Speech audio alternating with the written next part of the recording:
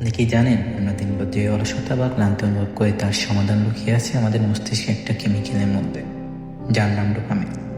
কিন্তু এই ডোপামিন পেতে আপনাকে সারাদিন ফেসবুকে স্ক্রল করতে হবে না, বরং প্রোডাক্টিভ কাজ করে আপনি পেতে পারেন দারুণ আনন্দ।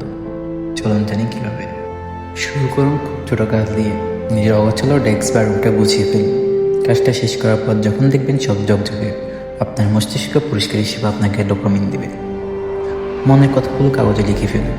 যখন আপনার প্ল্যান পাতায় দেখেন, তখন এক ধরনের মানসিক প্রশান্তি পাওয়ার জন্য অনুভূতি কাজ করে। শুধু ডোপামিন নয়, হালকা একটু হাঁটাহাঁটি বা স্ট্রেচিং আপনার শরীরের সেরোটোনিনও বাড়িয়ে দেয়। এটা প্রাকৃতিক এনার্জি ড্রিঙ্কের মতো কাজ করে। বড় কোনো কাজকে পাহাড়ের মতো না ভেবে ছোটো ছোটো ভাগে ভাগ করুন। প্রতিটি ছোট অংশ শেষ করে লিস্টে এক একটা টিক চিহ্ন দিন। ওই এক একটা টিক চিহ্ন আপনার আত্মবিশ্বাস বাড়িয়ে দেবে। তাহলে আজ বড় সাফল্যের অপেক্ষা না করে ছোটো ছোটো কাজের মাধ্যমে নিজের আত্মবিশ্বাস বাড়িয়ে নিন, মস্তিষ্ককে রিচার্জ করুন। Thanks for watching video.